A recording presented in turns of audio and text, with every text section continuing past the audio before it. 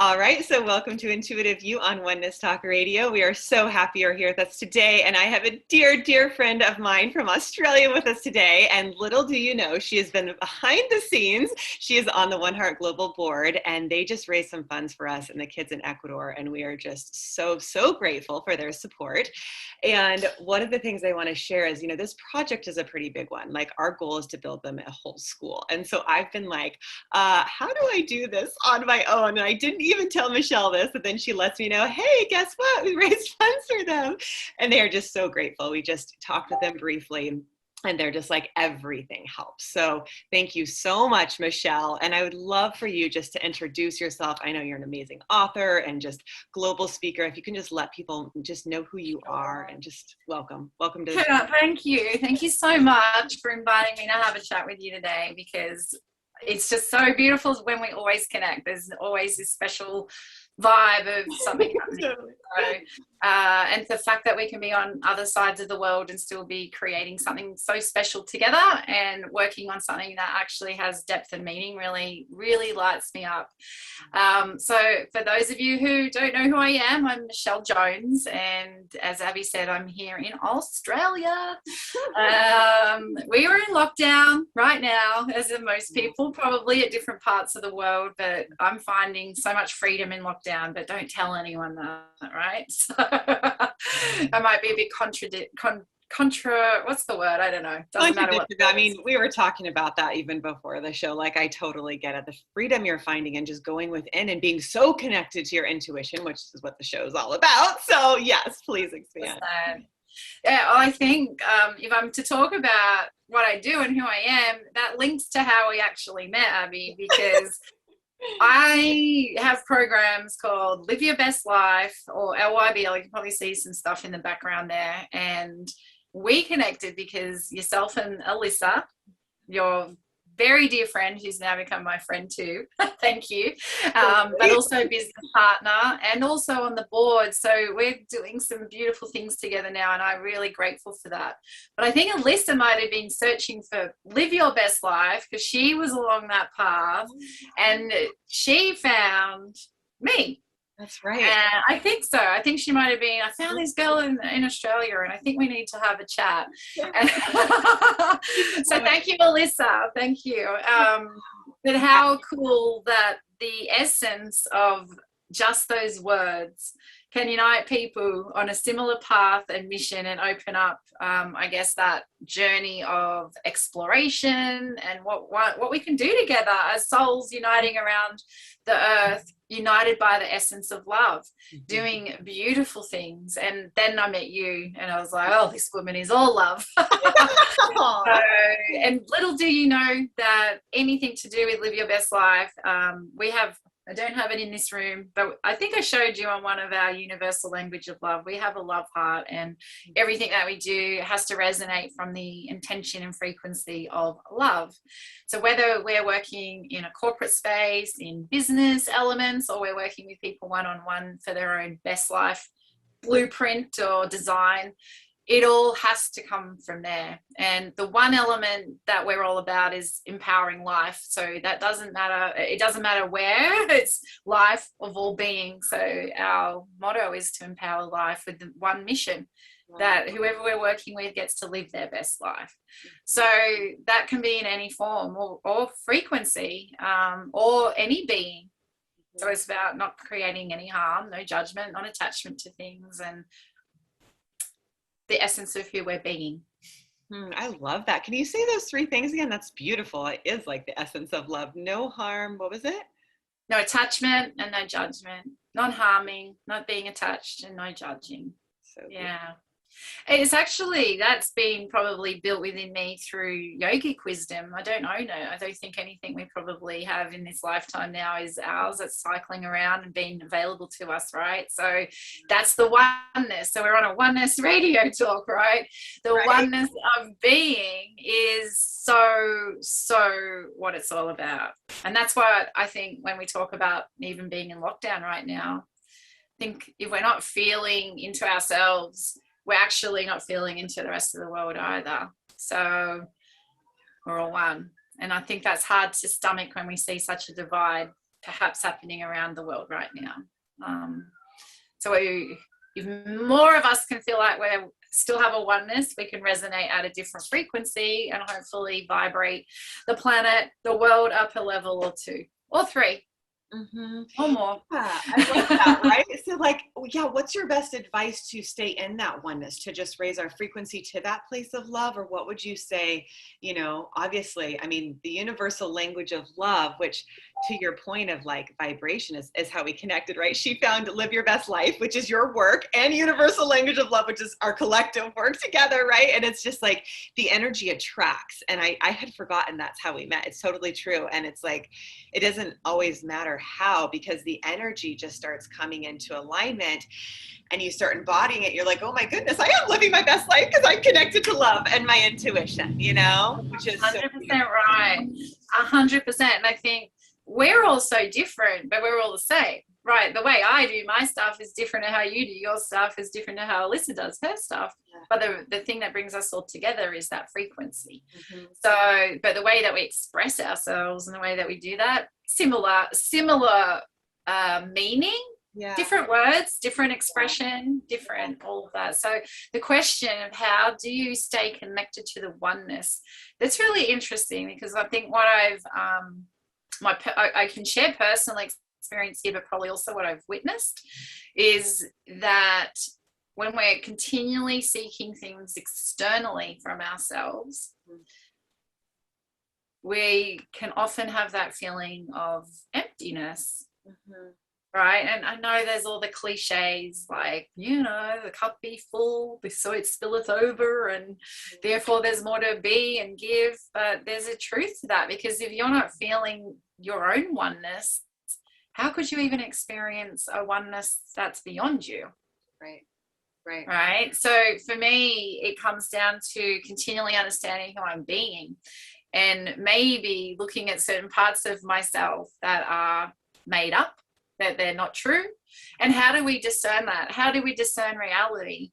So we are literally always creating our version of reality, which is why we can be probably standing at a mountain looking at a waterfall, but you'll be looking at it through your lens and see something completely different to me. I think we could all stand there and go, we are standing on a mountain looking at a waterfall, but you probably might see the color of the water at the bottom of the pool, and I'm probably looking at the birds flying around the mist.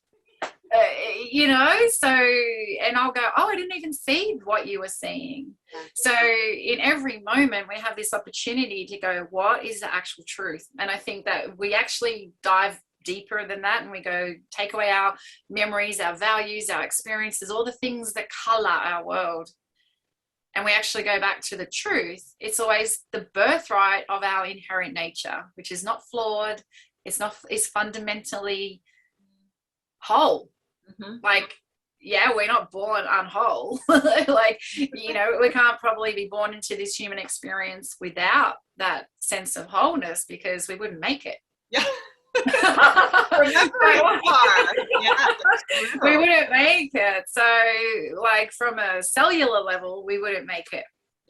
So the whole point of the notion is, when we start to look more internal, and this has been a big learning for me, like I guess if you think of these days that we're in right now, and there's a lot of shift and change going on around the world, the reality is that we kind of call it, oh, it's been a pause. There's been this massive pause in the world, or some people are coining it the Great Reset, or I don't know, there's a lot going on, right? So I'm like, but what if you just took that into yourself? Like, what would this pause mean for you? So I literally have been in that space. I had this gift of the pause, where past patterns of habitual tendencies that were not serving me walloped me big time over the head halfway through last year.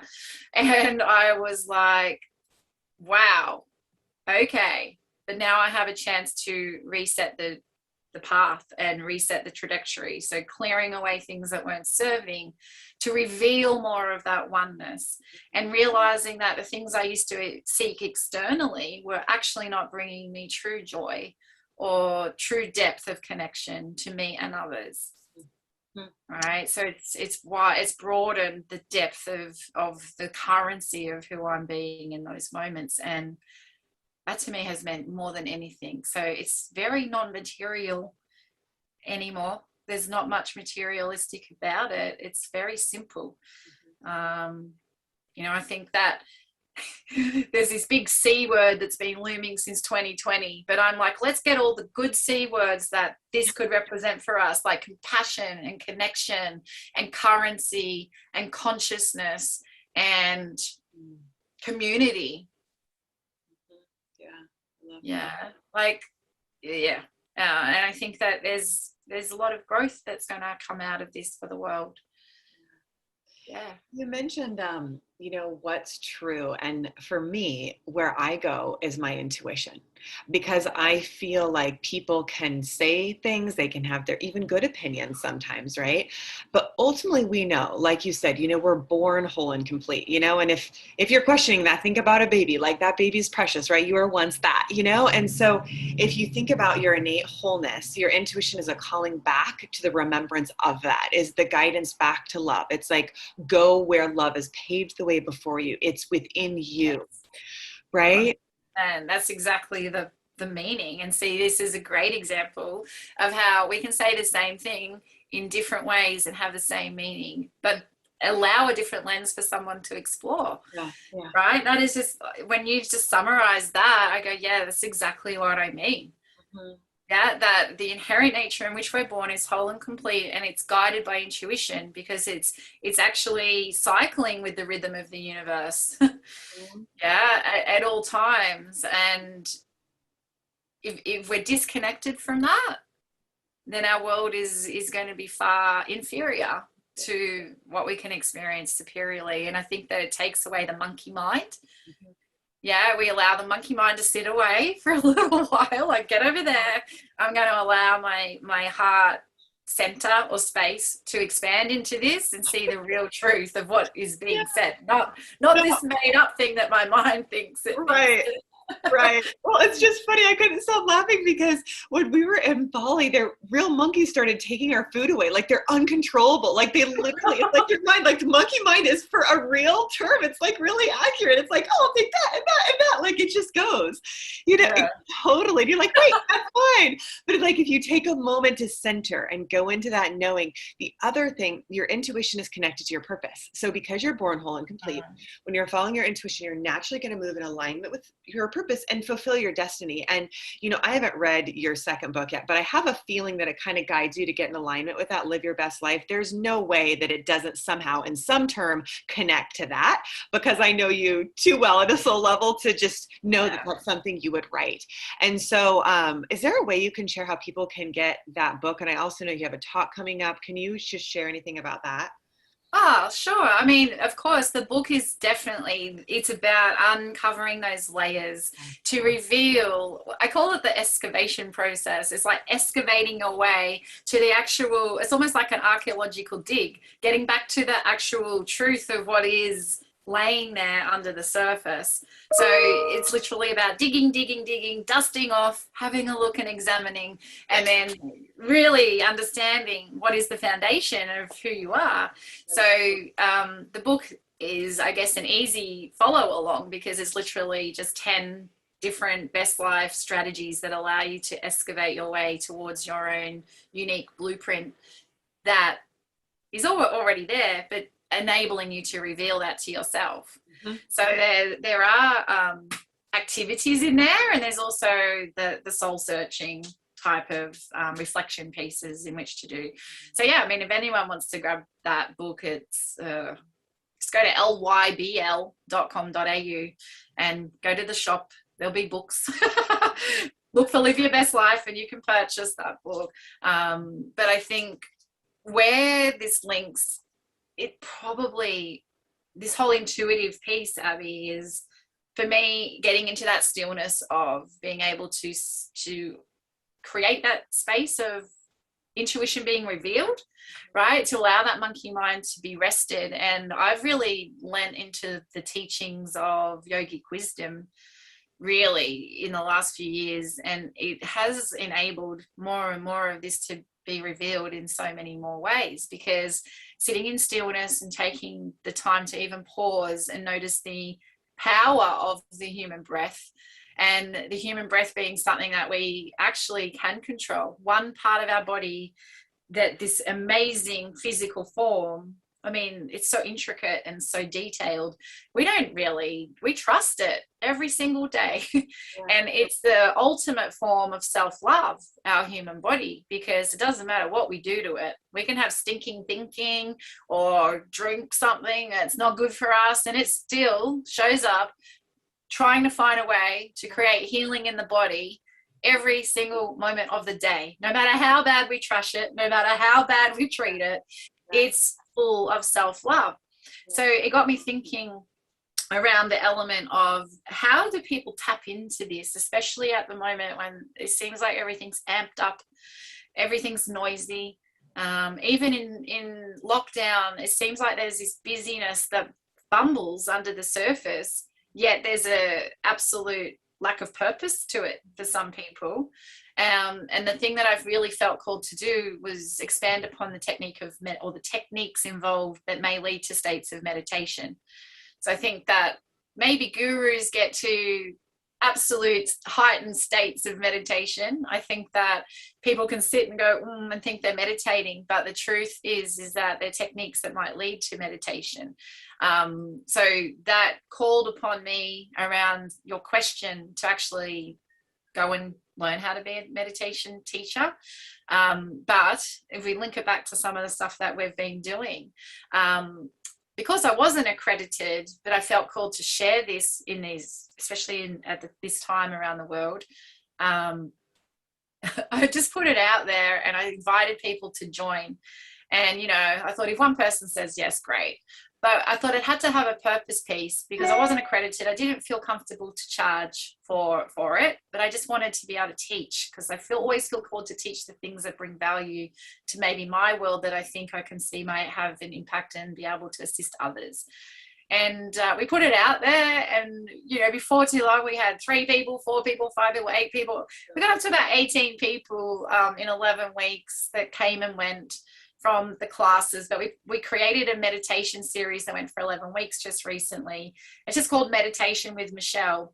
But how we linked it back to the oneness of the universe, because me witnessing myself is then empowering and enabling me to witness you, was to link it to the work that we are doing through the One Heart Global Mission of the orphanage, the kids in Ecuador, and how could we make an impact in some way.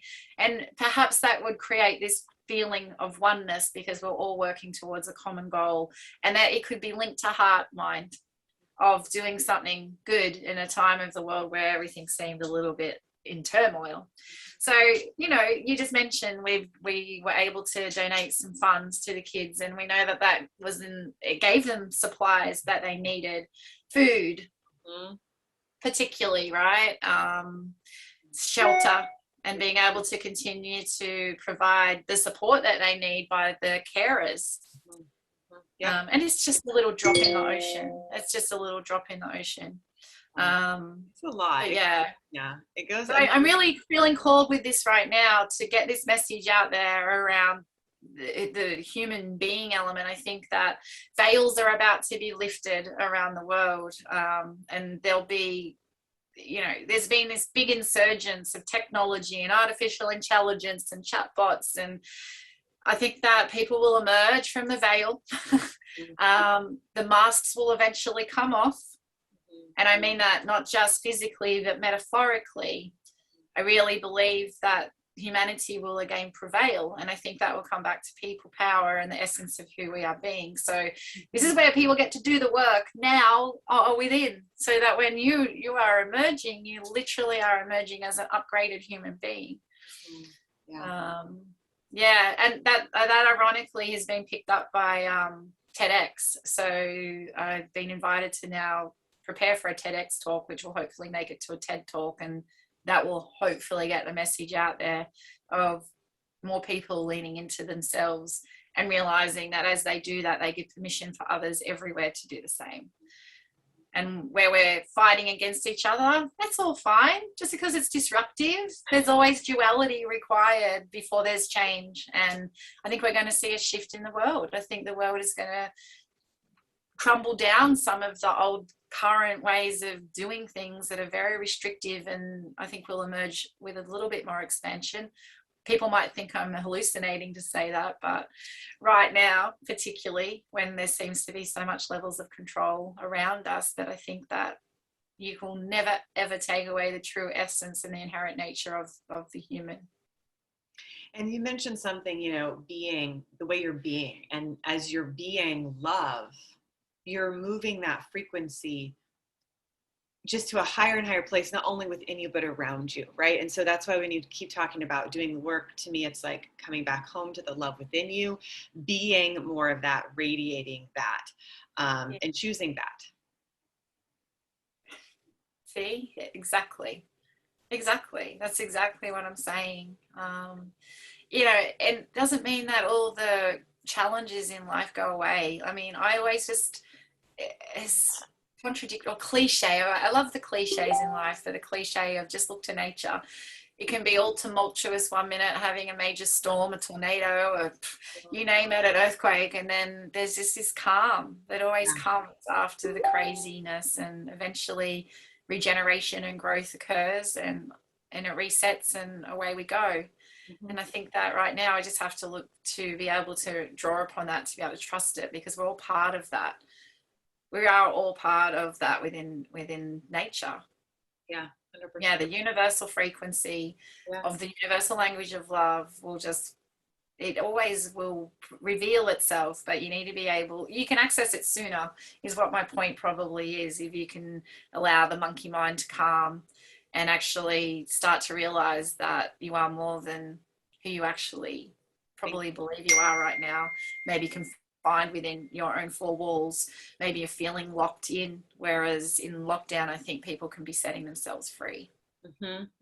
Yeah, by going within, 100%.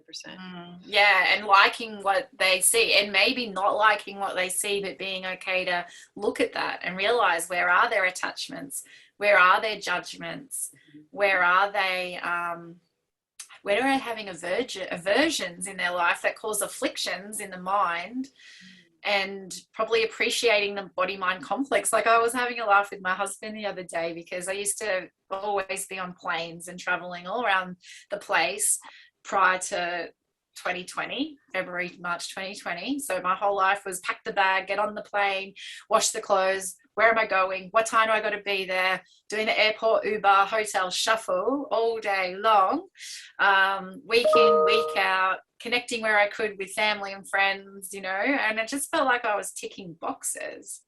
You know, okay, yes, I've spoken to my husband. Yes, I've connected to my best friend. Yes, I've done my podcast in the morning. I've gone for my walk. Yes, I've done my yoga. I've done my meditation. Right, I've gone and run a workshop. And then I'd find myself not alone, never felt alone, but sitting in maybe hotel restaurants at night, or getting room service, burning the midnight oil, thinking I'm going to be super productive while I'm on the road, so that when I'm home, I'm more present. And I was missing the point. Missing the point. Yeah. The point that it was not about any of that. Like, it literally had to be how I was being. Like, that was complete. Like, I was sitting there. I remember having a moment sitting in a hotel restaurant where I was not feeling alone, because I always feel connected with the vibe of the universe around me. I don't care where I am, what I'm doing. It's like, yep, I'm here and I'm doing that. But I was like, do you know how good it is to actually sit and be in control of cooking your own food and choosing what goes in your body, like every minute of the day? Like, sure, you can make choices when you're on the road, but now I actually have control of the entire process of thinking about, okay, how do I make the food? How do I give love to the food? How do I have that element and that thread all the way through? You don't know if you're eating a meal where somebody's had a cranky day, and that can probably vibrate through my body at a bad frequency, and then wonder why I don't feel so good that day. Like, I know that sounds a bit weird. It doesn't mean I'm never going to have a hotel meal or go to a restaurant again. But it was that reality of who you're being in every moment dictates the frequency of not only your own life, but those around you. Yeah. the pause, the reset's been really good.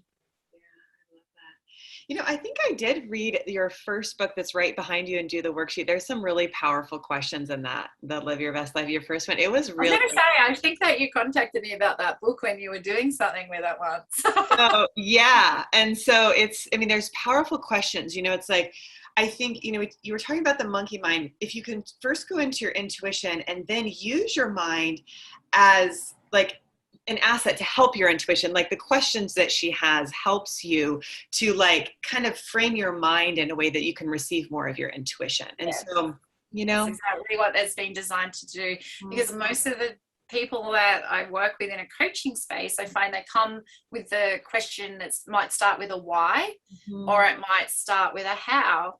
How do you do this? Why does this happen? And I'm like, let's reframe that simply to be a what question and see what changes. So if I ask you a why question, like, why, Abby, do you have that painting behind you on the wall? That beautiful blue painting, or the beautiful flower. Oh my God, stories. So if I go, why is that picture on your wall? Then I'm just going to gather information.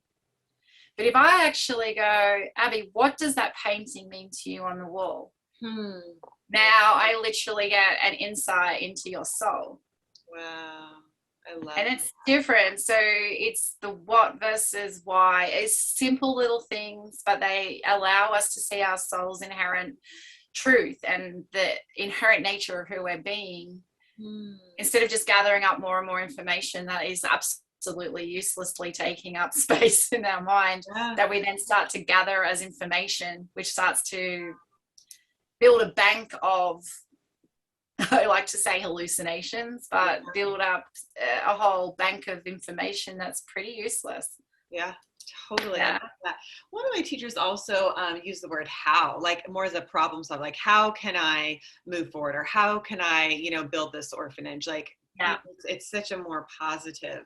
Yeah, how and what are the two key questions. And there's a whole bunch, I think we've got over 100 odd, we call them Live Your Best Life questions that start with the whats and the hows. I love that. Yeah, and they're just like at the very start of the book, because that's just a really simple process. And the more that you see yourself asking why, as opposed to what or how, you can start to shift neurology, where it then starts to open up the soul's frequency just that little bit more. So it's like just edging back a little bit by little bit to reveal the light. So you might just go, oh, wow, a bit of insight into myself each time when you start to do an activity within the book, because it's about taking the time and pausing a little bit and reflecting to actually see, because most of the time, I call them riverbeds. It's literally like, we're like water, right? As a human being, we always find our way, but are we etching a riverbed that is like deep and furrowed in a way that we become entrenched and ingrained in that way?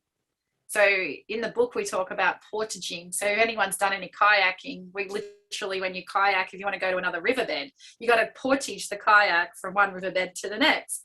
So how do we do that for ourselves so that we're not going down this this riverbed that's just got years of water furrowed through it, that's so deeply etched, that's actually taking us on the same journey in life the whole time? How do we actually create a new riverbed? And if we go from a whole quantum physics and a whole neural science pathway mindset on that, we can create new neural pathways in the mind. You just have to look at neuroplasticity and all of those types of things that are available to us to realize that we actually can have a massive impact. But most of the time I see people just can see through that one lens, and that's the reality that they're seeing, and then their soul is trying to tap at them like, hello, here I am, just look and see and be. The truth will be revealed.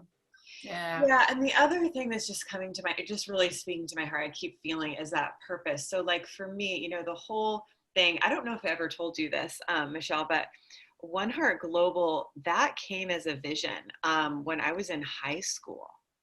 And so again, I believe like our souls all come with purposes. And when we open up to our inner vision, we can see them. But I really did. I saw myself building with kids and they had darker skin than me. So I was like, okay, it's not in this country. So that was like my clue, right?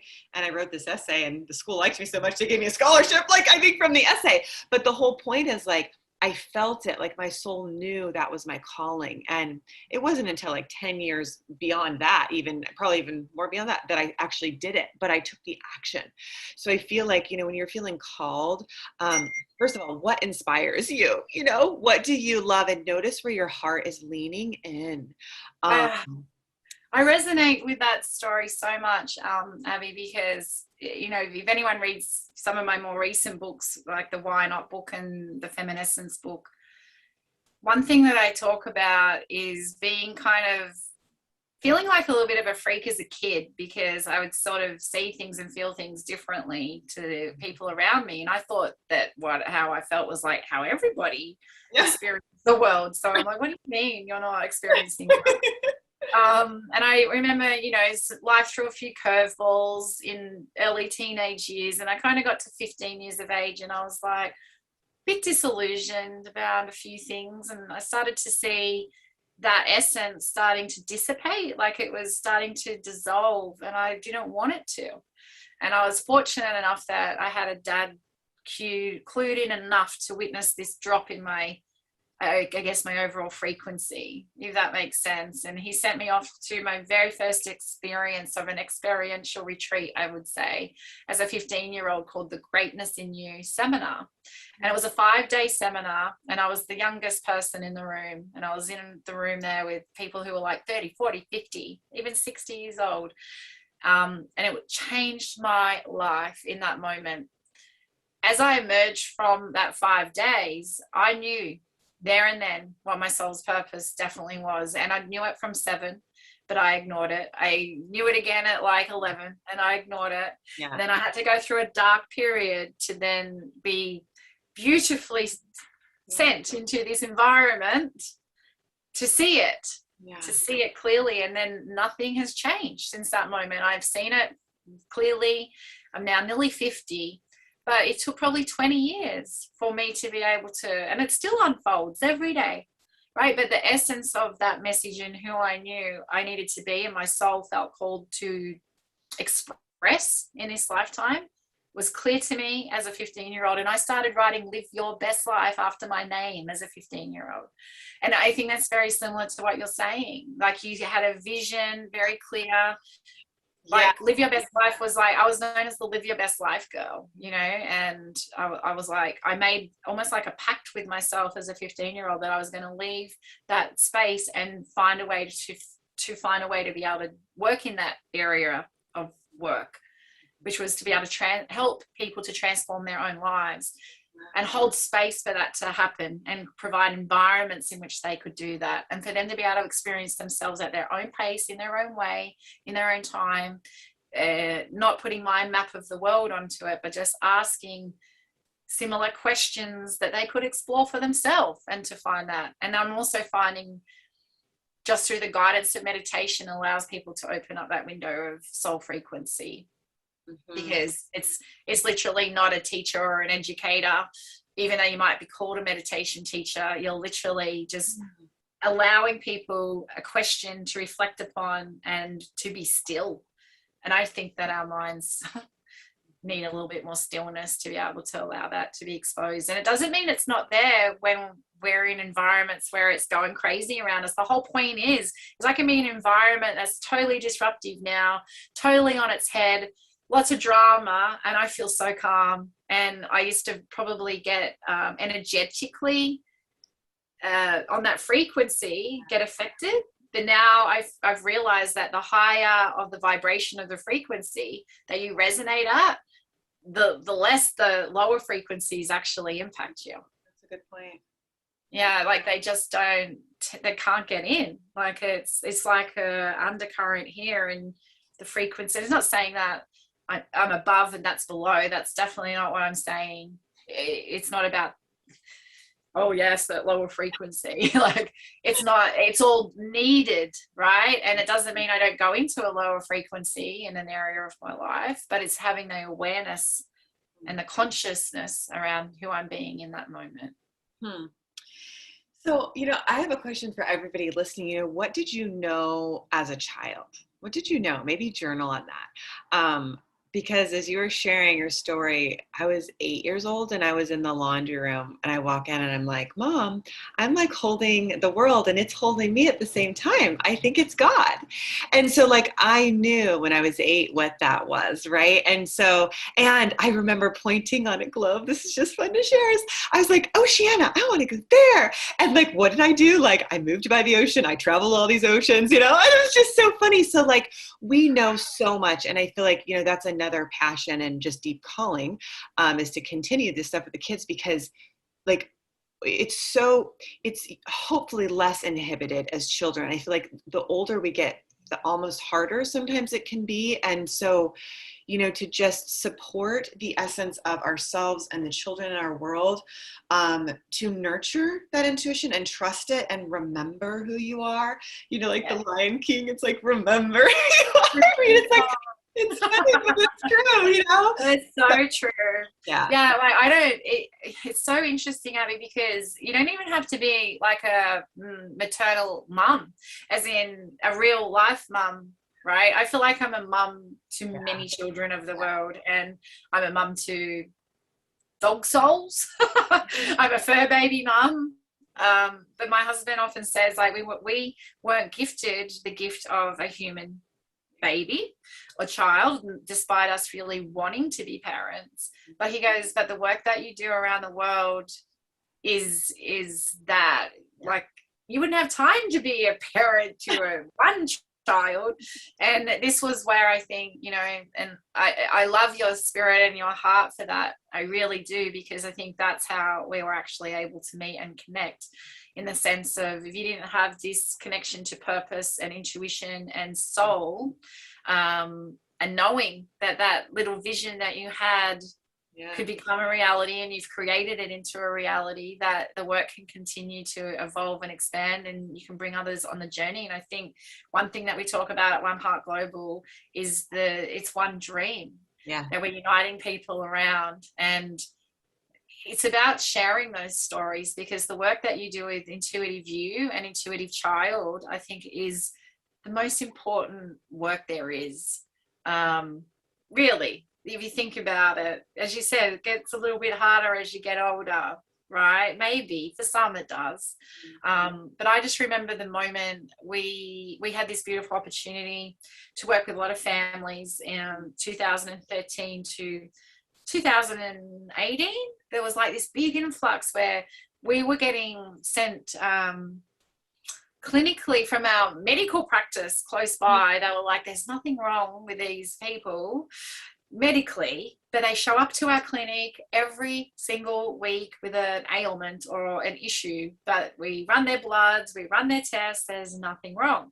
And so there was this big movement towards like antidepressants and so forth, really, to fix that problem, because people weren't feeling joy and love and experiencing life on a high frequency, no matter the fact that there was nothing wrong. Right? And where my point with it is eventually people got wind of this, and I started having parents arriving here saying, there's something wrong with my child. There's something wrong with my child. They won't get off the couch. They're on antidepressants. They don't socially interact. They're always on their screens. And we went, there has to be something to this. And as we peeled back the layers, we just realized that a lot of that was being conditioned by cotton wool parenting, for one. And that is, I've got stuff that I need to sort out as an adult, but I'm projecting that onto my child. And therefore I'm trying to take care of them because I didn't feel like my needs were met in some way, right? So we had different programs going on for the adults as well as the kids, but eventually what we did was we brought the whole family unit together, and we realized that they needed to have that as a communication piece, and we had to declare what we call, and you like this being American, Independence Day, right? So the family home had to declare an Independence Day from the age of 15 to 21. The family home was focused on the child leaving home at 21. Now, our case studies at the time and research that we found that backed it all up showed that if a child hadn't left home between 21 to 24, that they were going to be less likely to be able to have the coping mechanisms and the groundedness to be able to potentially connect to their soul's purpose and live out that expression. So they were maybe not going to climb their own corporate ladder. They were probably just going to operate at a lower frequency. But my point being is that we were able to get that kind of work into the schools, whereby kids could tap into, what does it mean to connect to a purpose? What does it mean to know about intuition? How do I actually set a vision? How do I know how to set a relatively okay goal that's going to suit my needs? But other things, like, how do you teach them to negotiate? How do they keep a budget? How do they put fuel into a car? We found with cotton wool parenting, kids didn't even know. They were driving cars around that they were given by their parents, but they had no idea how to change a tire, fill up a tire with air, how to check the oil, check there was water, and put fuel in the car. And I'm like, basic things, but mean a lot, because you don't want your child not to be empowered if they're stranded on the side of the freeway. Right. And they don't have cell reception. Right. You know, so we're all about empowering life, so in every moment. But yeah, being able to connect our kids of today to that is so important. Yeah, so important. That's why I'm on board. That's why we're doing this work. So not only for that, like, I see the impact that your work is doing in the orphanage there with the kids, where they get to experience their soul for a moment in time and realize that even though their environment is totally, wow, like, I look at them, their heart is expanded beyond anything, and yet they have hardly anything. Yeah, it was pretty amazing. I mean, even teaching the intuitive success coaching process, the first part, the intuitive factor, like they were opened to what vision they could do. Like, you know, they were so empowered. So it's like, even just that little open door to connecting, just that feeling for a moment of purpose is just so powerful. So I know you got to run. I want to be super through the doorway of love. So, you know, that's it. Like, that orphanage is despite its what would you say, basicness of infrastructure, the baseline of infrastructure, which obviously, you know, having a secure home environment in which to live, and maybe some fresh water, and being able to have plumbing and ways in which you could get rid of fecal matter and all of this out of an environment is so important, really, at the end of the day.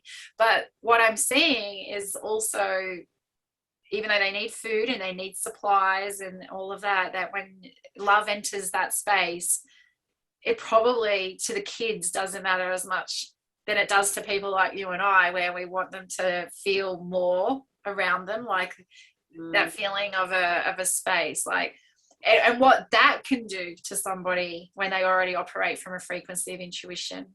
They feel it. Like, let me tell you, they feel it. Like, I went with my dad and they flocked to him. To me, it was amazing. So they feel it. So just know, everybody that's contributing and has contributed, your love, your heart makes you cry, is doing so much for them. They feel it. I just get so much gratitude, and they sent you gratitude, Michele, and everybody that has contributed.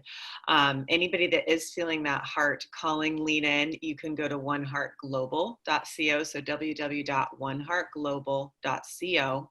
You can click on mission to read a little more about the story and the mission, and also go straight on donate. And we're going to be revamping that soon, probably, we're talking about. So also the link for the meditation class, Michele, do you want to share that real quickly?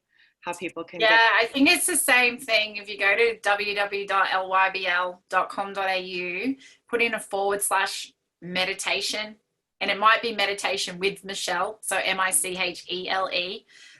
Maybe I can send you some links, Abby. You might be able to pop it into an email or something and get it out there. But the reason why I'm sharing that is because I think it brings that whole oneness element, and also the fact that it's all done via the value that someone might get from it. So it's not like 100% of the funds, well, it is 100% of the funds for the meditation classes are going to the kids. I'm not keeping anything because I didn't feel like, as I said, being unaccredited at the moment, and I will be in October, but it wasn't about that for me. It was about bringing that element of oneness to self, resonating to a frequency of expanding out, to be able to bring oneness of mission to helping a dream to support some kids. And so if people are feeling called to that, they donate what they want. It's literally like you can do the classes for free, or if you want to actually have an impact, you can actually just do donate what you feel is appropriate. And every single cent is going to the One Heart Global Foundation to be able to support whatever effort is required to continue to bolster out the bigger vision, which it will be eventually for us to be able to provide a new home and school for them. So yeah, I love and literally sometimes it's month by month. So if anyone can, like I know Abby's speaking to the orphanage regularly. So if there's anything that anyone feels called to be able to do today, do it, because sometimes our conversations with them are week by week, like they need to pay an electricity bill or they need to put food on the table. So yeah, and I'll just offer my email so it's Abby, ABBY at lifeforceconnection.com. If for some reason those links that Michele gave you didn't work, email me. I'll make sure you get the link. And also if you want to donate anything, you can always reach me. Michele is just crazy busy. I don't think I'm as busy as her right now, so I don't want to ask her to share her email unless she wants to, but I'll make sure that you get those links because I want you to be able to have those. Also the intuitivechild.co. If you or your children or child, want to be more intuitive or help nurture that. Again, it's www.intuitivechild.co. And then Michele, love, any other ways that you would like, do you want to share anything else about how people can, get anything else from you? Stay connected. Well, yeah, I mean, if anyone goes to our website, they'll be able to find me, or our team will be able to support in any way. That I think that when we can vibrate through the frequency right now of just doing something as simple for a 30-minute meditation practice, just sending the resonance of an om out universally is hitting. It's like the radio, like when we do an om, it's like the nature's way of tuning into the same station and channel on the radio. Totally. So the fact that we're talking about Oneness Talk Radio, and we're talking about trying to create oneness and also awareness to resonance of love, is to go within. But when we actually om together, we actually unite in the frequency of oneness universally. So I would say the thing that I'm really called to serve with right now is the meditation, and I know that it's linked back to the kiddies and the kiddos of what we're doing. So just go there, check that out. And if you want to check out books and other resources, I've written a few books and stuff that people access all around the world and say that it helps them live their best life. So and we'll have podcasts and stuff coming out soon. But yeah, just stay focused on yourself and find the tool that works for you, and we'll know that you'll vibrate at a higher frequency, so it'll land where it needs to go. For sure. And let's say one more time, sister, just so people can write it down, where they can go, the website.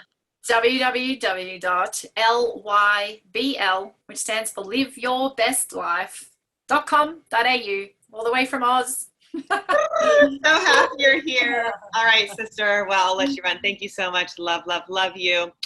Love you too. Yeah. Thank you, everybody, for joining us, and we'll see you next time. Bye. Bye.